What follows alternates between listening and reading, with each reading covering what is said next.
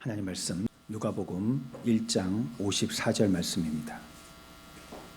그 종 이스라엘을 도우사 긍휼히 여기시고 기억하시되 우리 조상에게 말씀하신 것과 같이 아브라함과 그 자손에게 영원히 하시리로다 하니라. 아멘. 우리가 주일 예배 때는 그렇게 잘 안 하는데 오늘은 좀 자유로운 예배니까요. 옆에 분을 좀 쳐다보시고 지긋한 눈빛으로 메리 크리스마스라고 우리 한번 인사하겠습니다. 메리 크리스마스.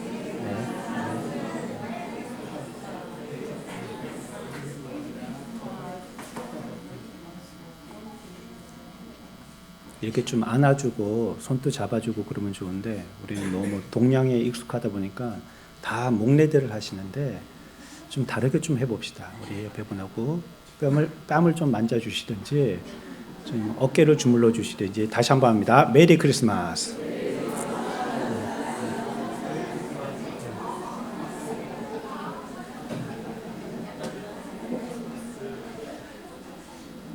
이럴 때 보면 표현을 잘 안 하시는 분들은 어떻게 해야 될지를 몰라가지고 좀 당혹해 하시는데 자꾸 하다 보면 이런 것도 늡니다.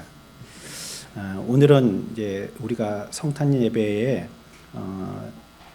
마리아가 얘기한 마리아의 찬송의 노래의 내용을 가지고 주님의 나심을 함께 묵상해 보려고 합니다. 이제 예수님이 나셨다는 게 우리 땅에 소망이 없는 자들에게는 얼마나 정말 기쁜 소식 아닙니까? 이게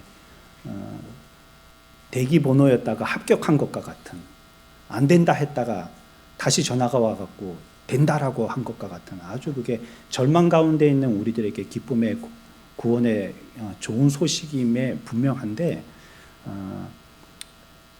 그것이 우리들에게 주어지는 교훈은 무엇인가를 찾는 것도 중요한 의미라고 생각합니다. 그래서 오늘 그 예수님의 나심의 1차적인 기쁨과 함께 우리가 그것이 이 마리아가 노래하는 이 마리아의 노래를 통하여서 어떤 내용을 내포하고 있는 것과 또 시간만 된다면 좀 단어는 힘들지만 성육신, 그러니까 하나님이 사람의 몸을 입고 이 땅에 오셨음을 성육신이라고 얘기하거든요. 그 성육신이 주는 이 땅에 있는 소망 없던 인생들에게 주는 복은 무엇인가, 이런 것까지도 한번 우리가 생각해 볼 수 있으면 시간이 되면 생각해 보겠습니다. 이 예수님의 나심이라는 것은요, 그 안에 하나님의 속성들이 다 포함되어 있고요. 그래서 이 성육신이라는 이 사건을 통해서 하나님을 우리가 가장 명확하게 확인해 볼 수 있는 기회이고 시간입니다. 이때가 구약의 이전까지는 메시아 사상, 하나님에 대해서 알고 있었지만 상징적으로만 알고 있었거든요. 그러니까 실물로는 보지 못했고요. 그게 무슨 의미인지로 우리가 지금 요한계시록을 읽을 때 저게 무슨 말인가 하고 이해하기가 힘들잖아요. 왜냐하면 그게 거의 다 상징으로 돼 있거든요. 상징으로. 이렇게 우리 그 성경의 번역에 보면은 예수님이 마지막 만찬 때 이렇게 같이 제자들과 함께 음식을 나누지 않습니까? 그때 제자들과 뭐하고 뭐를 나누시죠? 특별하게 크게? 빵하고 포도주를 나누지 않습니까? 근데 우리는 번역에는 빵이라고 안 번역하고 뭐라고 번역했어요? 떡이라고 번역하고, 떡이라고. 그땐 빵이 없었기 때문에 그래요. 번역할 때 빵이 없었기 때문에. 그러니까 아마 우리가 떡이라고 얘기하면 그 사람들은 떡이 뭔지 잘 모를 겁니다. 그렇죠? 그것처럼 그들의 문화는 이해하는데 우리가 이해 못하는 게 있고, 우리의 문화는 이해하는데 그들이 또 이해 못하는 부분들이 있죠. 좀 그렇게 상징적으로 뭔가 이루어져 있어서 우리가 딱 들으면 즉각적으로 직독직해가 안 되는 그런 부분들이 있는 거죠. 그랬기 때문에 우리들이 하나님에 대해서 여러 가지 오해의 소지가 있었고요. 또 그 상징이 의미하는 참된 의미를 찾으려고들 많이 애를 썼는데, 비로소 예수님이 성육신 하셔서 이 땅에 인간의 몸을 입고 오심으로 하나님에 대한 실체의 모든 부분들, 모든 부분이라고는 할 수 없지만 일부 부분들을 우리들에게 보여주시고 깨우쳐 알게 하여 주신 것입니다. 그러니까 이제는 그런 상징이 아니라 실물이 온 겁니다. 떡? 그러면은 그냥 빵 비슷한 거, 그런 거 동양에 있는 사람들이 뭐 쪄가지고 먹는 쌀로 만든 그런 재료의 것, 이렇게만 얘기했다가 이제는 접시에 담아서 딱 보여준 거예요. 이게 떡이야 하고 딱 보여주는 식. 그게 바로 예수님의 성육신, 이 땅에 오신 예수님의 탄생이죠. 마리아는 또 그 46절부터 해가지고 56절까지의 부분이 마리아가 그 구주 예수님을 찬양하는 그 찬양의 노래의 부분인데, 여기에서 우리가 다 읽지는 않았지만요, 마리아가 깨달은 것은 하나님은 우리의 생각과는 다르시구나 하는 것, 그리고 우리의 생각에 어떤 부분들을 뒤집어서 생각하시는 분이시구나, 전혀 다르게 접근하시는 분이시구나 하는 것을 마리아가 깨닫습니다. 예수님이 이 땅에 오셔서 우리들에게 말씀하시기를, 나는 이 땅에 왔을 때에 의인을 부르러 온 것이 아니고 누굴 부르러 왔다고요? 죄인 부르러 왔다 말씀하시죠. 우리는 생각이 다르죠. 그분이 거룩하시기 때문에 거룩한 사람들하고 짝짝꿍이 될 줄 알았는데 그게 아니고 오히려 죄인을 부르러 왔다, 이렇게 말씀하십니다. 감사하게도 복음은 이런 말씀으로 시작하거든요. 우리 같이 한번 읽어볼까요? 특별히 마태복음 신약의 5장의 3절부터 6절까지 보면 8가지의 복에 대해서 얘기하고 있는데, 그 복이 우리들에게 이와 같은 내용으로 설명하고 있습니다. 같이 한번 읽겠습니다. 시작.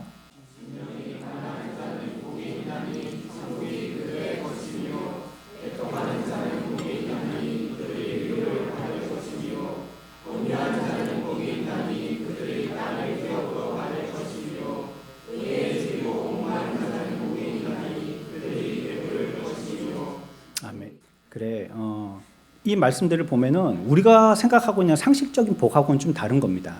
그렇죠? 우리는 뭐 강해야 되고 세야 되고 많아야 되고 여기다가 재어놔야 되고 그리고 뭐 힘도 있어야 되고 뭐 이런 걸 복이라고 얘기하는데, 성경은 마리아가 깨달은 것을 우리들에게 표현하기를 이런 게 복이라는 거예요. 그리고 이런 복에 대해서 마리아가 다시 한번 짚어준 것입니다.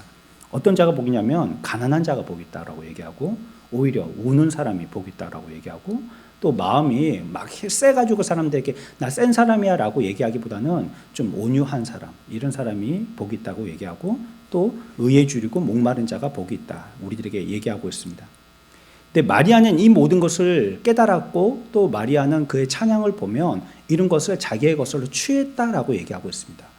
참 복은 이와 같이 우리가 소원하는 세상에서의 어떤 가치를 얻는 것이라기보다도 인간의 생각을 모두 뒤집어서 우리들에게 주시는 하나님의 특별한 복이 있다, 마리아는 그렇게 깨달은 것입니다. 그래서 이 마리아가 노래하는 이걸 갖다가 뭐 어디에서 붙이기는 마리아 찬가 이렇게 뭐 제목을 붙이기도 하던데, 여기에서 보면 이 내용들은 팔복에 대한 개요를 설명하고 있는 것과 같은 내용으로 지금 기록되어 있는 것이 46에서 56절까지의 말씀이다 생각할 수가 있겠습니다. 이제 우리가 읽었던 말씀 2절에 대해 조금 더 집중적으로 생각을 해봐야 되겠습니다. 성육신 하셔서 이 땅에 인간의 몸으로 주님이 오신 이 사건은요, 하나님께서 말씀하신 그 예언에 대해서 예언한 예언이 성취되어진 최고의 사례가 바로 성육신입니다. 하나님은 언제부터 예언을 예언자들로 통해서 말씀하셨는데, 그 예언이 예언하시고 즉시도 이루어지시고 수년 후에도 이루어지시고 하셨는데, 그것의 가장 절정적인 가장 최고의 사례가 무엇이냐, 그게 바로 성육신입니다. 하나님께서는 약속을 지키실 때에 분명하고 확실하게 지키신다는 것을 말씀하시고, 말씀하셨지만 언제일지에 대한 날은 하나님께 있는 것이고, 그러나 그것이 시간이 지난다고 그냥 유야무야 되는 것이 아니라 분명히 지키시는 하나님이시라는 것, 예언에 대해서 확실하게 성취하시고 약속하셨다면 분명히 지키신다는 것을 우리들에게 얘기해 주신 아주 모범적인 사례가 바로 이와 같이 예수님의 나심, 성육신 사건인 것입니다. 성육신에서 우리들에게 주시는 얻을 수 있는 메시지는 여러 가지가 있는데, 우리가 이 시간에 한 두 가지 정도 찾아봤으면 좋겠는데, 첫 번째는 무엇이냐면 모든 약속은 성취된다는 것입니다. 하나님의 모든 약속은 성취된다는 것이에요. 마리아가 하나님의 아들이 자기의 태에서 날 거라는 사실을 깨닫습니다. 이전에 천사로부터 여기에 대한 정보를 듣게 되거든요. 뭐 이런 걸 우리는 수태고지 이렇게 얘기합니다. 너 아이를 낳을 거다 이렇게 일러 줬다는 말이죠. 그걸 어렵게 이제 그런 식으로 얘기하는데, 여하튼 천사가 와서 처녀임에도 불구하고 너는 임신할 거야 이렇게 얘기해 주는 장면이 있습니다. 그 마리아가 그 얘기를 들었을 때 이해를 못하고 참 당황스러웠겠죠. 나는 남자를 알지 못한다고 얘기하고 있거든요. 근데 어떻게 그게 가능하냐, 내가 남자를 모르는데 어떻게 임신이 가능하냐 하고 거기에 대해서 이해를 못하는 거죠. 그러니까 하나님의 예언이 어떻게 이루어지게 될지에 대해서 인간적인 상식으로는 이해가 안 되는 겁니다. 우리 이 부분 한번 읽어봅시다. 누가복음 1장 32절입니다. 같이 읽습니다. 시작.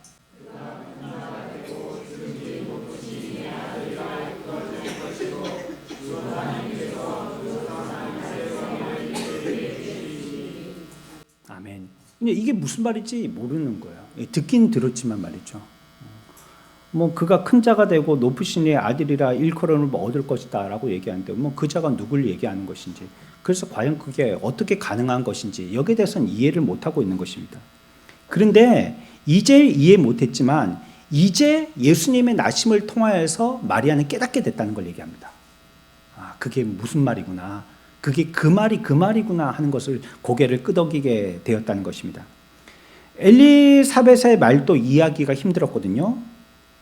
좀 뒤로 넘어갑니다. 1장 42절부터 43절까지 두 절 같이 읽습니다. 시작.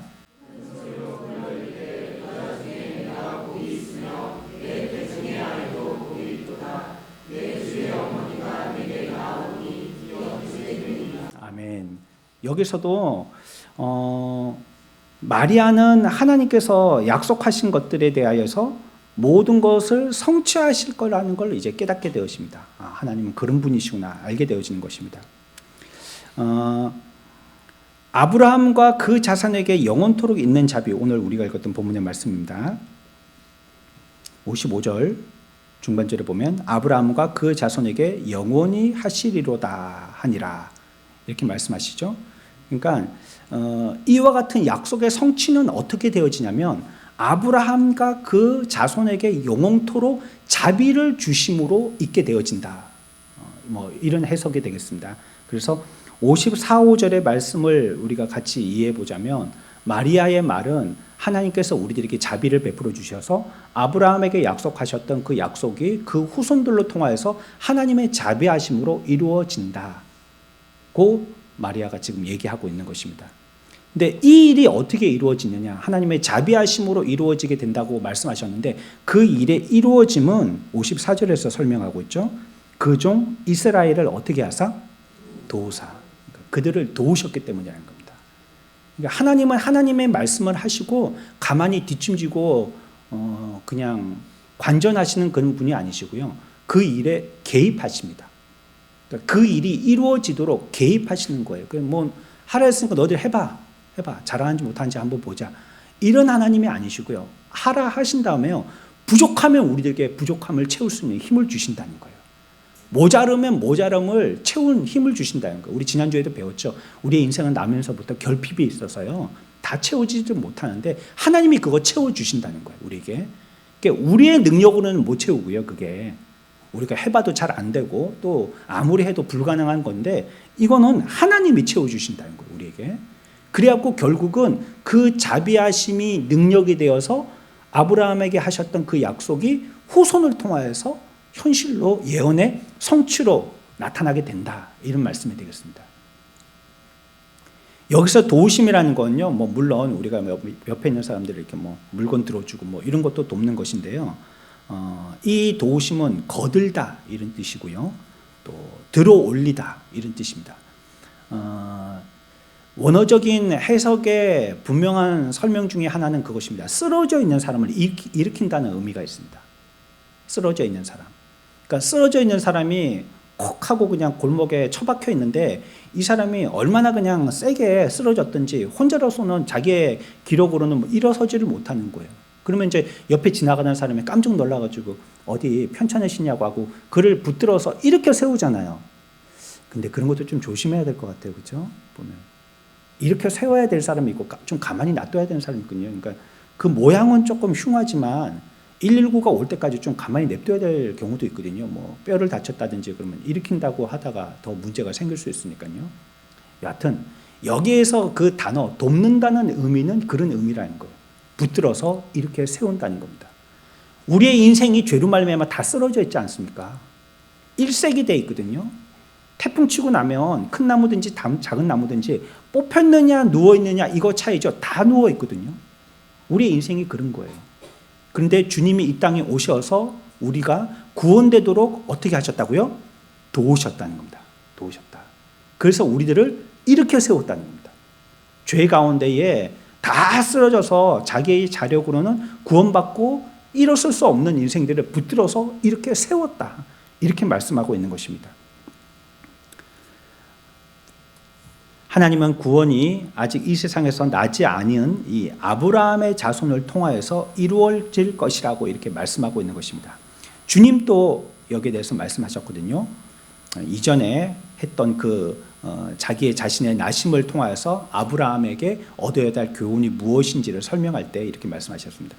이 부분도 우리 한번 찾아보죠. 요한복음 8장 56절 말씀입니다. 한 절 말씀입니다. 시작.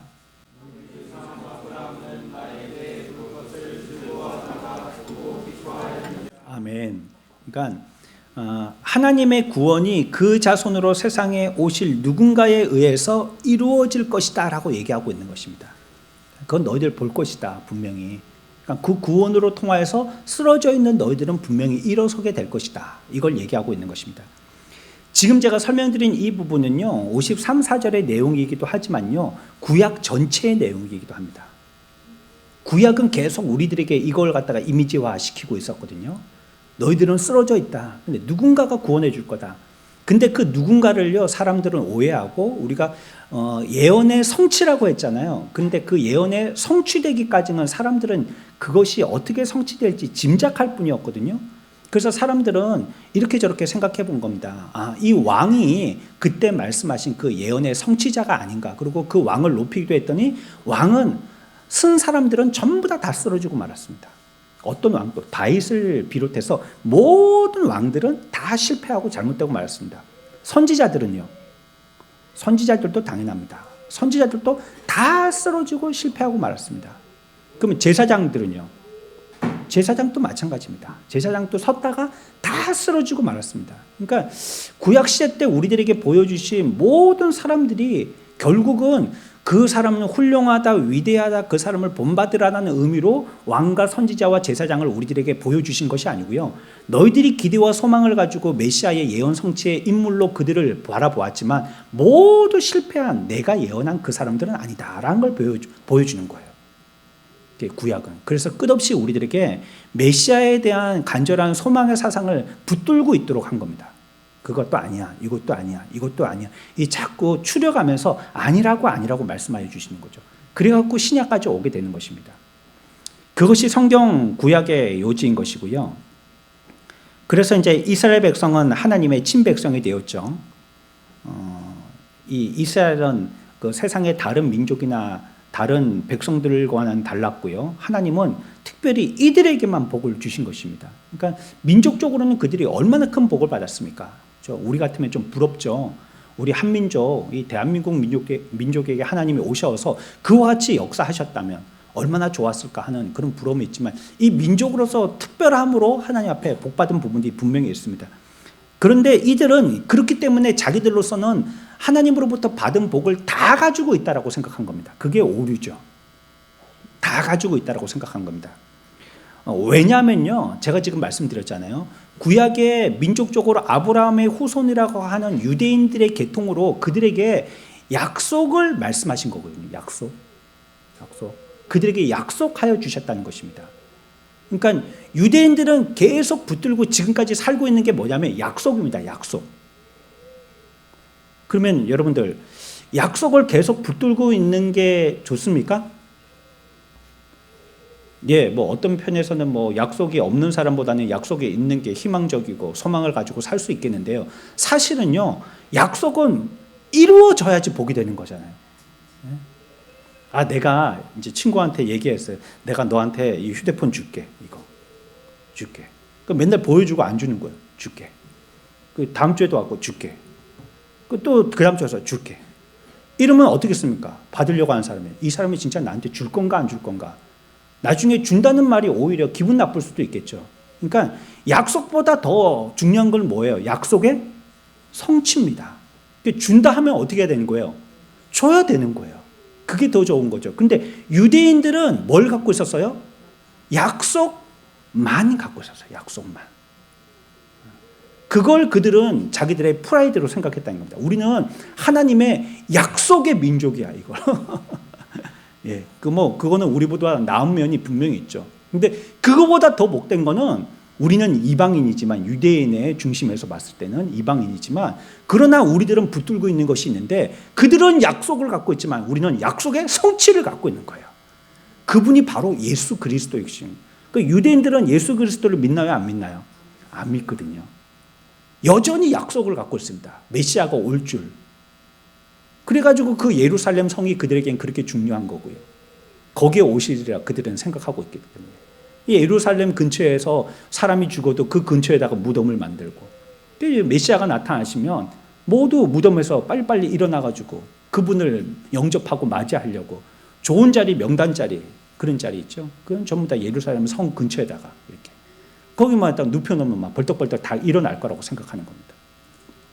그러니까 그 사람들은 약속에 대해서는 아주 강한 그 신념을 가지고 믿고 붙들고 있어요. 하지만 그것으로는 충분하지 않았습니다. 그 이상의 것은 아무것도 받지 못했기 때문이에요. 그저 약속만 받은 것입니다. 구약에 보면 성막, 성전, 번제, 제물, 동물을 죽이고 피를 뿌리고 제물을 바치고 제단 앞에 놓고 이런 일들을 하게 하지 않았습니까? 그러니까 이런 의미들도 이걸 우리가 그렇게 함으로써 이들이 죄를 갖다가 사함받았다라고 생각하지만 사실은 사함받은 것이 아니고요. 당분간 죄를 가려준다는 의미입니다. 이 일로. 이거는 끝까지 영원토록 유효한 일이 아니라 한시적으로 이렇게 하겠다는 겁니다. 이 제사를 드린 그 이후에는 한시적으로 내가 없는 것처럼 취급해 주겠다라고 하는 그런 생각이죠. 하나님께서 우리들에게 그 제사가 분명히 어떤 의도로 우리가 해야 되며 하나님이 받으시는지에 대해서 말씀하신 거예요. 너희들이 드리는 제사는 이런 의미로 나는 받을 거야 라고 말씀하신 것입니다. 히브리서 10장 4절 말씀 한 절만 다 같이 읽습니다. 시작. 아멘. 제사는 한단 말이에요. 뭐 갖고 제사를 해요? 황소와 염소의 피 가지고 제사를 한단 말이에요. 그게 그들의 성막, 성전, 번제, 제물 이런 거였지 않습니까? 그런데 그걸로는 어떻게 한단 말이에요? 죄를 없이 하지는 못한다는 겁니다. 그러니까 당분간 가려줄 뿐이지 아예 그것을 얻게 하지는 못한다는 거예요. 그러니까 구약시대 때 제물이나 제사 이런 것들도 뭐예요? 그냥 상징일 뿐이야, 상징. 상징이 없애는 건 아니고 실존적인 능력을 갖고 있는 건 아니거든요. 그러니까 그렇게 취급하겠다라고 얘기하고 있는 것입니다. 그러니까 죄를 처리할 능력은 제물로 가지고는 안 되는 겁니다. 사실은. 그때는 그걸로 했고 지금은 이렇게 했고라고 우리가 생각할 수가 있지만 실제적으로는 하나님이 그렇게 봐주셨을 뿐이지 얻게 한 것은 아니라는 거예요. 그러나 이것을 우리들에게 보여주시는 것은요, 또 한 가지 우리들에게 시사하는 바가 있습니다. 뭐냐면 내가 줄게 이렇게 말씀하잖아요. 그러면 결국은 우리들에게 줄 것을 하나님이 들고 계신다는 뜻이기도 해요. 줄게. 친구한테 줄게 이렇게 얘기했으면 그 친구가 보고 갖고 있구나. 그러면 저거 내가 언젠가는 받을 수 있겠구나. 그 준다는 게 거짓말이 아니고 있구나. 있는 걸 준다라고 한 거구나. 이렇게 우리가 이 부분까지는 생각할 수 있다는 거예요. 그러니까 비록 구약의 제사와 제물들이 우리들에게 상징적인 의미를 나타내어서 그 죄를 완전히 처리하지는 못하지만 상징을 통해서 말씀하신 하나님은 그 죄를 없게 할 수 있는 능력을 갖고 계신다는 걸 얘기하는 거예요. 하나님은 이 방법은 아니지만 뚜렷한 다른 방법을 통해서 우리의 죄를 없게 할 묘수를 갖고 계신 분이시긴 하다는 걸 아는 겁니다. 이건 아니지만 마리아는 지금 그 일이 일어나고 있다라고 노래하고 있는 겁니다. 찬양의 가사가 지금 하나님의 감추어 있던 죄를 없게 하는 방법, 우리가 상징으로만 알고 있었던 많은 제사 제물로 통해서 가려졌던 그 모든 우리의 죄를 하얗게 없애게 하는 실제적인 방법, 그 방법을 지금 예수님의 성육신 나심을 통해서 성취하고 계신다라고 마리아는 찬양하고 있는 것입니다. 이것이 우리들에게 놀라운 거죠. 그렇죠? 그분이 오심을 통해서 우리들은 이제 완전히 해결할 수 있는 코로나야 뭐 백신 생겨, 코로나 백신 생겨, 그 얘기로 많은 사람들에게 희망을 줬다가 안 된대 이래 버리면 얼마나 낭망이 되겠어요. 근데 정말로 생겨가지고 어느 나라에서는 백신 맞고 있대. 뭐 또 어느 나라에 맞고 이제 그 다음은 우리나라 차례, 그 다음은 서울이고 그 다음은 뭐 여기 경기, 그 다음은 뭐 이제 남부지방까지도 다 준대. 그래갖고 실제적으로 우리가 백신을 맞게 됐다 이 말입니다. 그게 예수님의 성육신의 사건인 것이죠. 그래서 그와 같이 베푸시려고 하셨던 그 약속의 자비가 하나님께서 아브라함과 그 자손에게 자비와 긍휼을 베푸시겠다라고 약속하시게 되어집니다. 그래서 그로 말미암아 그들의 죄는 사라지고요, 그들은 하나님의 자녀가 되고요, 상속자가 되어지고요. 제사와 희생의 제물은 약속의 성취가 아닌 그 약속이 성취될 방법으로 조금 알려주셨을 뿐이라는 것을 그들에게 말씀하시는 것입니다. 그리고 이것이 이제 구원의 길은 오로지 이 유일한 예수 그리스도로 말미암은 길 한 가지밖에 없다는 것을 우리에게 분명하게 뜻하시는 말씀이기도 한 것입니다. 예수 그리스도 그분을 통해서만 모든 구원이 온다는 것을 말씀하시는 것입니다. 그분을 떠나서는 어떤 곳에서도 용서는 찾아볼 수 없고, 그분을 떠나서는 참된 지식을 어디에서도 우리는 만나볼 수 없다는 겁니다. 오직 예수 그리스도, 하나님이 내신 묘책인 이 방법, 그분의 사람이 몸을 입고 이 땅에 오셔서 우리를 위해서 십자가에 죽으시는 이 방법, 이것이 유일한 방법이지 내가 다른 방법을 낸 적이 없다는 겁니다. 이단 사설들은 그런 걸 얘기합니다. 예수 그리스도가 완벽하지 못한 분이시라고. 그렇기 때문에 그분을 대처할 만한 어떤 힘 있는 교주가 있어서 우리의 교주 그분께서 그분을 대신하는 분이라고 이렇게 얘기합니다. 성경에 어디에 근거가 있습니까? 그게 성경은 분명히 예수 그리스도 그분만이 지금 낸 이 방법, 예언하였던 구약 때부터 내가 많은 수천 년 동안 이루어지리라고 얘기했던 그 예언의 방법, 이 방법은 예수 그리스도 이분을 통하여서만 내가 내게 한 그 방법이고, 그분을 통하여서가 아니면은 구원받는 길은 전혀 없다라고 성경은 우리에게 눈이 못 받고 있는 것입니다. 이 방법밖에는 없어요. 다른 방법이 없어요. 아이들이 노래 부르는 게 그거 아닙니까? 돈으로도 못 가요, 하나님 나라. 힘으로도 못 가요, 하나님 나라. 뭐 어여뻐도 못 가요. 지식으로도 못 가요, 하나님 나라. 어떻게 해야지 하나님 나라에 간다고요? 믿음으로 가는 나라, 하나님 나라. 거듭나면 가는 나라, 하나님 나라. 이렇게 얘기하지 않습니까?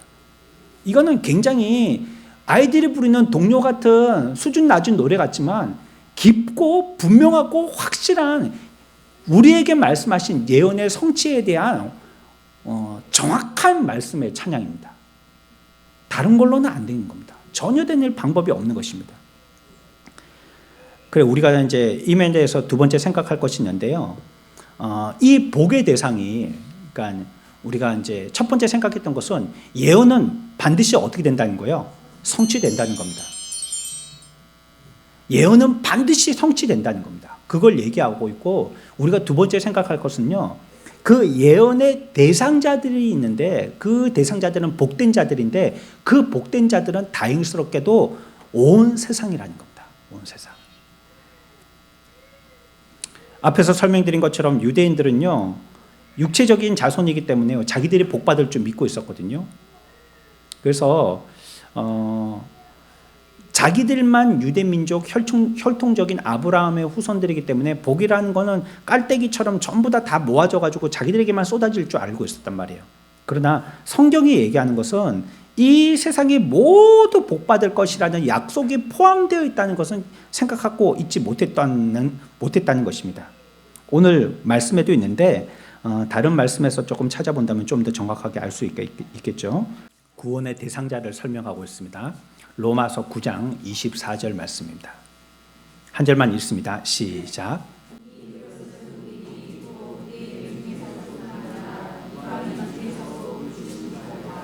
아멘. 유대인뿐만 아니라 어디 중에서도요? 이방인 중에서도 그렇다는 것입니다.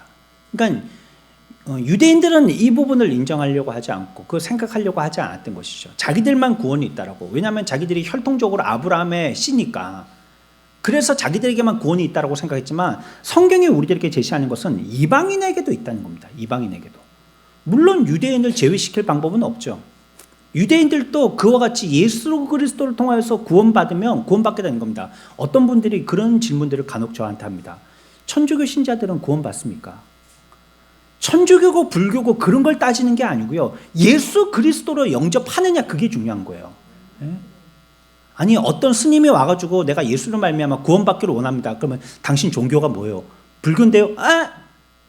이렇게 되는 게 아니라는 거예요. 이건 인간의 방법이고 논리지.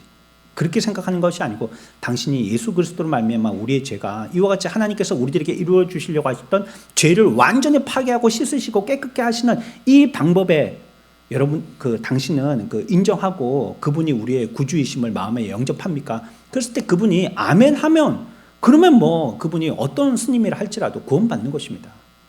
뭐 어떤 신부님이라 할지라도 다 구원받는 것입니다.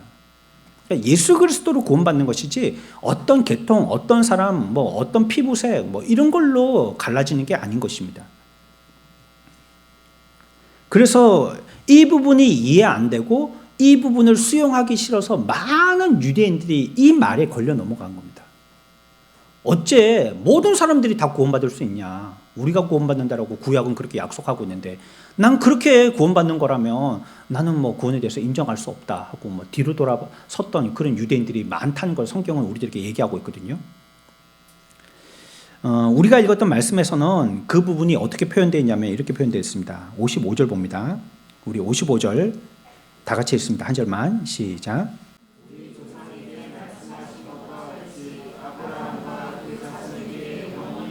아멘. 여러분들 큰일 날 뻔했습니다. 만약에 성경에 이 한 단어가 없었다면요 정말로 아브라함의 후손만 구원받는 것입니다. 무슨 단어냐면요 아브라함과 그 자손이라는 말입니다.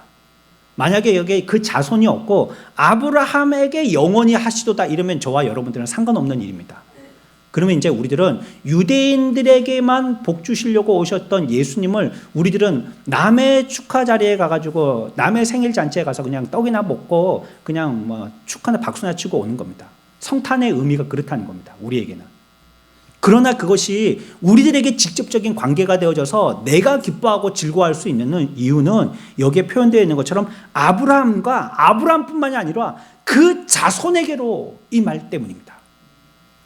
그 모든 후손들, 그 외 이방인들을 포함한 많은 사람들에게까지도 끼쳐져야 할 일이다라고 얘기하고 있는 것이에요. 그런데 너무나도 다행스럽게 그 이방인 가운데 하나가 나거든요. 그러니까 주님의 나심이 나에게도 상관되어진다는 것입니다. 아브라함뿐만이 아니라요. 성육신 사건이 우리들에게 주시는 여러 가지의 복이 있어요. 54절에 보면 그 종 이스라엘을 도우사 긍휼히 여기시고 기억하시되라고 얘기하고 있습니다. 이 말씀이 참 우리들에게 위안과 위로가 되는 말씀이죠. 마리아가 지금 노래 부르기를 이분이 인간의 몸을 입고 이 땅에 오셔서 예언하셨던 그 예언이 성취되어지시는 그 메시아이시다 이렇게 노래하고 있는데 근데 그분이 오셔서 그와 같이 우리의 메시아가 되실 것이라는 것은 무려 2000년 전부터도 앞에서 예언되고 있었던 그런 얘기거든요. 아브라함을 부르셔가지고요 하늘의 별을 보게 하시고요 또 해변의 모래를 셀 수 있는지 생각하게 하시면서요, 네 자손이 이와 같이 복받을 것이다 이렇게 약속을 하지 않습니까? 그런데 무려 2000년 동안 아무 일도 일어나지 않은 겁니다. 2000년 동안. 그러니까 여러분들 그 약속을 해가지고요, 한 이틀 동안 안 지킨 다음에 이제 조바심이 나기 시작하죠. 왜 빨리 안 갚는 거지? 준다고 해놓고. 그랬다가 뭐 한 2달 지나가면 어떻게 되는 건가? 그래갖고 한 2년 지났다 봅시다. 뭔가 그 친구가 나한테 약속을 했는데 약속을 이루질 않고 한 2년 지났어요. 그럼 여러분들 어떻게 하시겠고요? 아이고 못 받는가 보다 이렇게 하겠죠. 2년이 지나면. 근데 이들은 무려 마리아가 노래하기까지 아브라함으로부터 받은 그 예언이 마리아 때까지 2000년이라는 시간이 걸렸거든요. 2000년이요. 2000년. 여러분들은 아무도 안 놀라시는데 2000년이란 말이에요. 그게 2년이 아니고 200년도 아니고 2000년이란 말이에요. 그러니까 유대인들 생각에는 뭐라고 생각했겠습니까? 아마 하나님이 말씀해놓고 까먹고 계신가 보다. 2000년이나 안 지킬 리가 있나? 하나님의 이름이 뭔데요? 여호와 하나님이시잖아요. 여호와라는 뜻은 뭡니까? 내가 약속하면 목에 칼이 들어와도 지킨다 그 뜻이거든요. 그 이름이 그런 이름인데 어째 말씀해놓고 2000년 동안이나 안 지키신다는 거지? 까먹으셨나 보다. 그러니까 그렇게 생각하니까 유대인들도 자기들도 까먹은 거예요. 기대도 하지 않는 것입니다. 어쩜 예수님이 나셨을 때에 뭐 동방박사 세 사람하고 뭐 그 다음에 뭐 목자들 몇 명이 와가지고 그분을 영접했다가 하는데 그럴 수밖에 없지 않겠어요? 이 예언은 언제 했던 거예요? 2000년 전에 했단 말이에요. 2000년 전에. 예? 아니 뭐 그래가지고 무슨 뭐 청약서를 썼다든지 뭐 약속 어음을 썼다든지 뭐 그래가지고 서로 영수증처럼 잘라가지고 양쪽이 다 지니고 있다든지 그래도 2000년 지나면 그게 있겠어요? 나만 알겠어요? 뭘 자료를 남겨놔도? 없었을 텐데 그런 것도 없이 그냥 말로 했는데 말로 해가지고 그걸 전해갖고 지금까지 듣고 있었었는데 2000년이 지난다면 그거는 뭐 거의 없는 얘기라 할 정도로 생각하고 있었던 것입니다.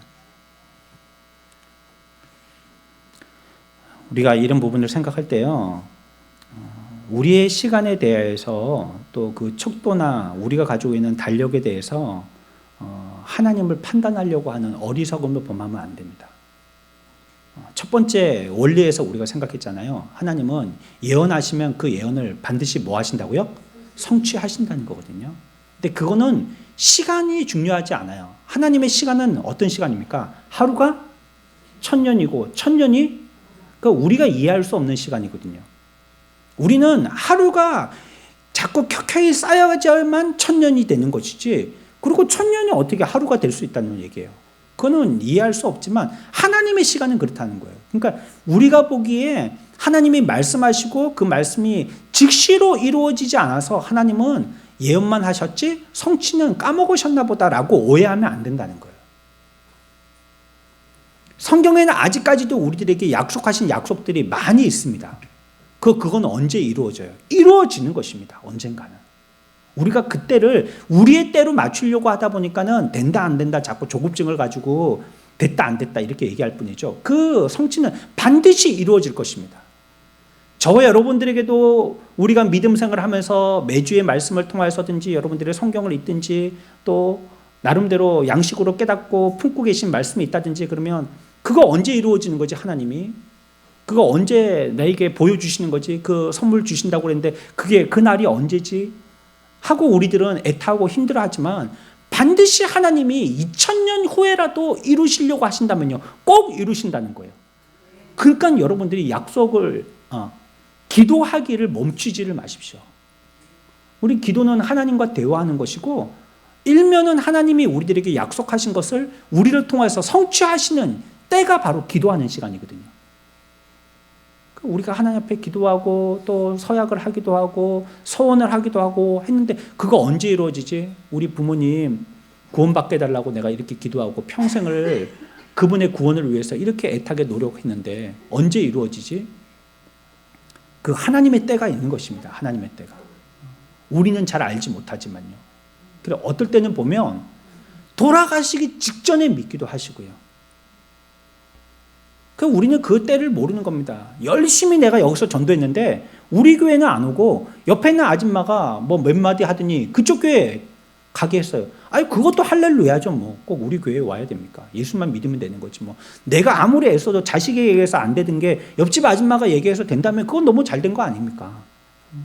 그러니까 하나님은 하나님의 이루실 성취의 방법들을 꼭 이루신다는 거예요.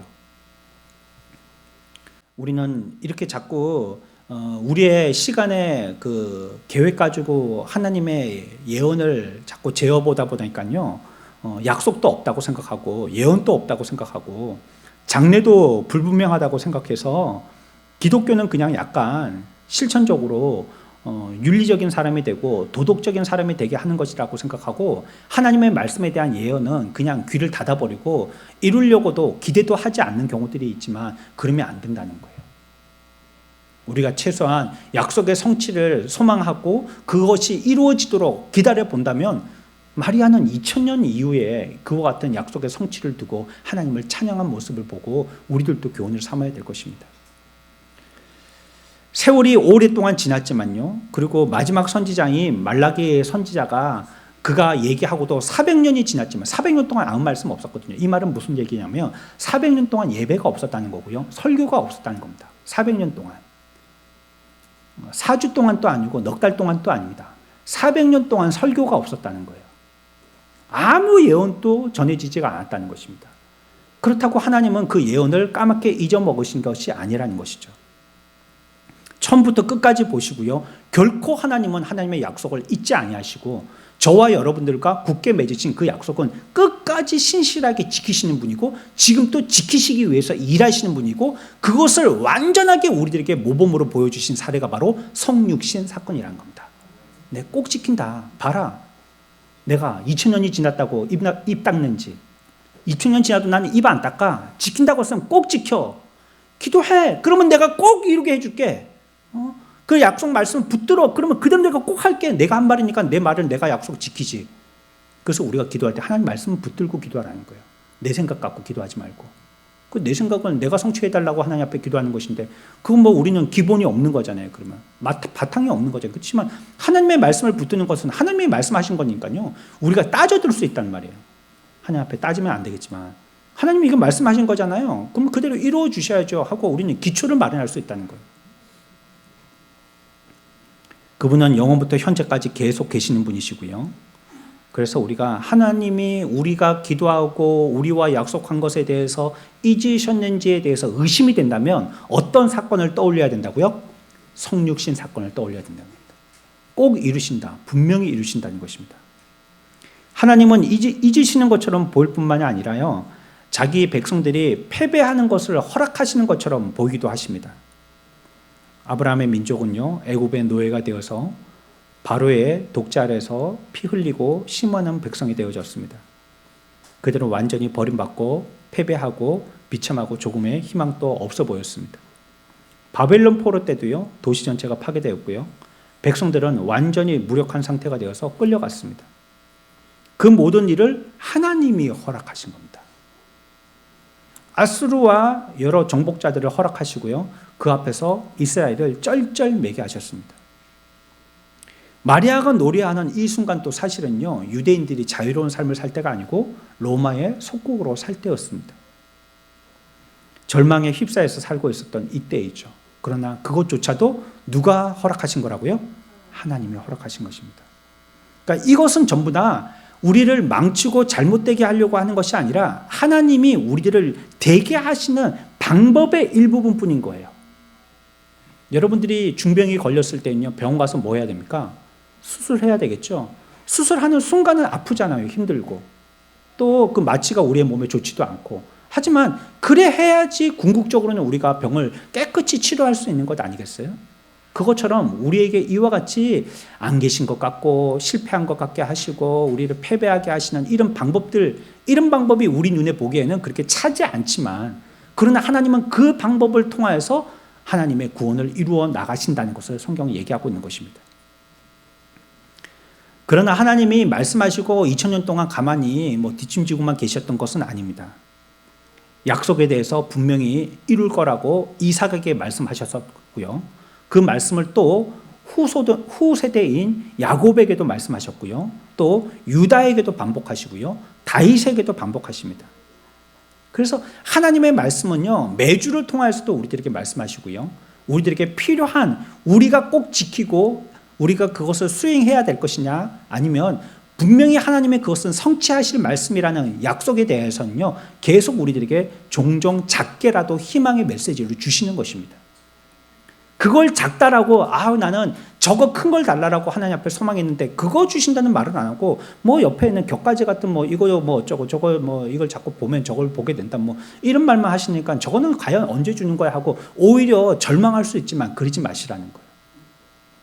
하나님이 그런 방법을 통해서 계속 보게 하시고 결국은 그때가 되었을 때 주신다고 하시니까 그거 주신다는 것입니다. 하나님의 작은 일을 무시하지 마십시오. 그래서 하나님의 작은 일에는요, 큰 일이 숨어 있는 것입니다. 빙산의 일각과 같이 다 보지 못해서 그렇지 하나님은 그 일을 통해서 우리에게 소망을 주시는 것이고 지금 하나님이 그 일을 행하고 계신다는 것을 우리에게 상징적으로 자꾸 나타내 보이시는 거예요. 나 안 까먹었어. 염려하지 마. 나 계속 기억하고 있다니까. 그러니까 내 걱정하지 마. 하나님이 계속 우리에게 말씀하여 주시는 것입니다. 하나님께서 아들을 세상에 보내신 순간을 예상한 사람은 없었죠. 하나님의 이러한 방식이나 시간을 우리가 다 이해할 수가 없는 겁니다. 우리의 구원의 때도 그렇지 않습니까? 하나님 부흥을 주십시오. 뭐 우리가 예측할 수가 있습니까? 예? 언제 부흥이 될지 알겠습니까? 근데 또 어느 때는 죽으라고 우리가 금식으로 기도하고 하나님 부흥 좀 해가게 해달라고 우리도 좀 삽시다 하나님 막 이러고 막 구구절절 하나님 앞에 엎드리는데 하나님이 그때는요 못 들으신 척 한단 말이에요. 꼭 우리는 벽 보고 기도하는 것처럼 하나님이 살아계시지 않은 것처럼. 근데 어느 때는 안 되는가 보다. 이제 뭐 우리는 이렇게 뭐 쪼그라져 가지고 있다가 그냥 월세도 못 내고 있다가 그냥 뿔뿔이 다 흩어져 가지고 그냥 뭐 이제는 광야 생활 하듯이 다 자기 갈 길 찾아갖고 각자 도생해야 되는가 보다. 이러고 있는데 뭐 한 사람씩 두 사람씩 오려고 그러는데 막 한 주에 몇 명씩 수십 명씩 오더니 아이고 줄을 쓰시오 번호표를 뽑으시오 막 이렇게 된다면 나중에 그 누가 하냔 말이에요. 그걸 하나님이 하시는 때와 하나님이 하시려고 하시는 방법을 우리가 예단해서는 안 된다는 거예요.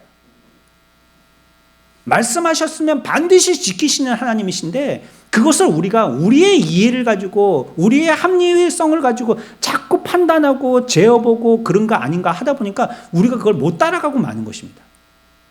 그래서 우리들에게 필요한 것이 믿음이라는 거예요. 믿음. 그 약속을 반드시 붙들고 성취하시리라는 믿음을 우리는 붙들어야 되는 것입니다.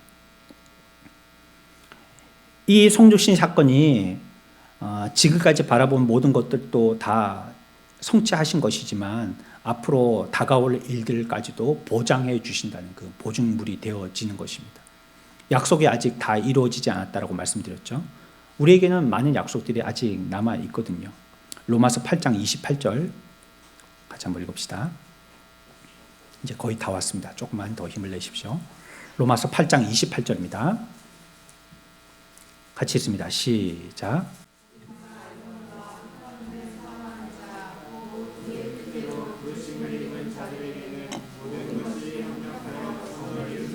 아멘.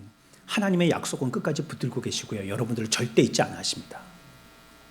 나는 뭐니 해가지고 내 이름 또 까먹을 수 있는 그런 중병에 걸릴 수 있지만 하나님은 절대 우리를 까먹지 아니하신다는 거예요. 여러분들에 대한 분명한 이름과 여러분들에게 약속하신 분명한 약속들은 절대 잊지 아니하신다는 거예요. 어떤 일을 본다 할지라도 그것 갖고 실망하지 말라는 겁니다. 어떤 좌절스럽고 소망을 잃을 만한 절망의 일들을 본다 할지라도 그것 가지고 다시 뒤로 물러나가서 저 멀리 나가버리는 자들 되지 말라는 거예요. 하나님이 일을 안 하는 게 아니다. 지금 일하고 있다. 하나님의 때는 분명히 있다. 그 모든 일들로 통해서 성취하시려고 하시는 것이다. 합력하여서 뭘 이루신다고요? 그게 하나님의 성품이거든요. 뭐? 하나님은 어떤 하나님이요? 선하신 하나님이에요. 하나님은 도깨비가 아니란 말이에요. 우리를 갖다가 괴롭히고 장난치시는 하나님이 아니란 말이에요. 결국은 하나님은 선하시기 때문에 그래서 우리가 교리를 배워야 되는 거예요. 하나님은 선하셔서 하나님으로부터 나오는 것들은 다 선하고 하나님의 행하신 모든 일들의 결과는 다 선하다. 그것입니다. 그게 하나님의 선하심입니다. 그리고 그 결과에 이르도록 선한 결과가 이르도록 하나님은 능력으로 붙드신다는 것이에요. 우리가 자녀 잘 되기를 소망하지만 부모가 손이 미치는 부분이 한계가 있잖아요. 그 우리는 선하게 하고 싶지만 자녀에게는 우리의 능력이 없어서 선하게 끝까지 못 해주는 겁니다. 나중에 넉다운 돼서 어떻게 합니까? 네 알아서 해라 그러면. 이건 이제 방치가 되는 거, 내 힘이 없다 이 뜻이잖아요. 그러니까 하나님은 그렇지 않으신다는 거예요. 하나님은 선하셔서 목적, 출발에서부터 선하시고 그 일을 행하도록, 그 일이 잘 되도록 끝까지 붙들어 주시는 선하신 하나님이고, 결과로도 선하게 하시는 하나님의 능력이 하나님이라는 걸 얘기하고 있습니다. 합력하여서 선을 이루시니 절망하지 말아. 지금 일하고 계신다 하나님이. 죄송하지만 네 걱정이나 해라. 내 걱정하지 말고 믿음 좋기는 내가 제일 좋다 너보다. 하나님이 그렇게 얘기하신다. 죄와 맞서야죠. 하나님과 맞서서는 안 되죠. 그렇죠? 하나님은 알아서 일 잘하고 계십니다. 우리를 두고 끊임없이 주목하시고 연구하시고 계획하시고 지금 또 섭리하시고 계신 것입니다. 때때로 우리가 싸움에서 가망이 없다고 느껴질 때가 있어요. 그러나 이러한 여러 가지의 하나님의 합리적인 방법을 협력하여서 선을 이루시는 방법을 통하여서요, 우리가 흠 없는 상태가 되도록 만드시는 것입니다. 여러분들이 온전해지도록 만드는 것입니다. 그래서 막 이렇게 저렇게 만드는 거예요. 예전에 제가 알바할 때요, 대학 다닐 때 닭 잡는 데 한번 가봤거든요. 닭 잡는 알바. 복날 같은 때 그러면 막 5톤차 큰 차에서 막 닭장에 있는 닭들이 막 깨깨깨깨 하고 와 있지 않습니까? 그러면 컨베이어 벨트 같은 데다가 다리를 갖다 탁탁탁탁 걸면 깨깨깨깨 하면서 뒤로 매달려 거꾸로 매달려고 가거든요. 그러면 가다가 보면은 그 호미 같은 걸로 배를 팍 가르기도 하고, 그리고 또 다리도 자르고 이렇게 하고 막 자동 시스템으로 다 이렇게 닭을 잡게 되는데, 그게 한 순서에 들어가면요, 이렇게 탈수통 같은, 세탁통 같은 그런 통이 있어갖고 뜨거운 물에 들어갔다가 거기를 빠져나오면요, 닭들이 옷이 싹 다 바뀌어져 있어요. 깨끗하게. 그냥 알몸이 알통닭 그렇게 돼 있죠. 그냥 벗은 닭, 나체닭 그렇게 돼 있죠. 깨끗하게 털 한 개도 붙지 않고 싹 다 벗겨져요. 하나님이 우리들을 어떻게 자꾸 나를 괴롭히시고 힘들게 하시느냐. 어떨 때는 때리고 거꾸로 매달기도 하시고 막 채찍질 하시는 것 같기도 하고, 어떨 때는 칼로 찌르시는 것 같기도 하고, 뜨거운 물에 넣는 것 같기도 하고, 결국은요, 우리들을 알통닭 만들려고 하시는 겁니다. 온전하게 깨끗하게. 우리가 아직 못 왔기 때문에, 그런 성품이 되지 못했기 때문에 이런 일 저런 일들을 통하여서 끊임없이 우리들을 만들고 지어 가시는 것입니다. 지금은 이것은 하나님이 지으시는 방법과 하나님이 지으시는 일을 하고 계신 것이에요. 우리의 거룩을 위해서, 우리의 성화를 위해서 그 일을 하고 계신 것이죠. 이 모두가 여기 성육신 사건 안에 다 보장되어 있는 겁니다. 이게 보증서고 영수증입니다. 성육신 사건이 우리들에게 주는 교훈은 바로 그런 것들입니다. 교회는 하나님의 것입니다. 그리고 하나님은 교회가 그분의 뜻하신 지점에 이르도록 하실 것이고요. 교회된 우리 모두가 그와 같이 하나님의 뜻에 의해서 성화를 이루어 나아갈 것입니다. 주님은 우리에게 약속하신 대로 다시 오실 것이고요. 그분이 처음 오셨을 때처럼 모든 사람이 아무 소망이 없다고 느끼고 절망하고 교회는 끝났다고 말할 때에 그리스도께서 다시 오실 것입니다. 어쩜 우리들이 지금 소원하고 있는 바들이 빨리 성취되지 않는 것은 짐작해 보건대 하나님의 계획과 시간인 2000년이 흐르지 않았기 때문인지도 모릅니다. 우리는 한 200년 정도 기다렸다고 생각하고 그것도 길다라고 생각하는데, 여전히 하나님이 보실 때는 성화와 온전을 이루지 못한 것이고 하나님의 시간은 아직도 1800년이라는 시간이 더 필요한 것이죠. 그래서 우리들을 광야 40년 동안 뺑뺑이를 돌리시는 것입니다. 성육신은 하나님께서 신실하시다는 궁극적인 증거이고요, 그분의 약속이 완전히 성취될 것이라는 보증입니다. 주님의 나심을 통하여서 우리들이 기억해야 될 바, 예언은 반드시 성취되어진다는 것, 그 예언에 우리들이 속해 있다는 것, 성육신은 이와 같이 우리로 통하여서 큰 복을 보장하고 있다는 것, 우리가 기억하시고 주님의 나심에 기쁘다 구주 오셨네를 찬양할 때에 이 교훈을 우리가 마음에 잘 간직하고 평생토록 그와 같은 주님을 찬양하며 사는 복된 저와 여러분들의 삶이 되시기를 축원합니다.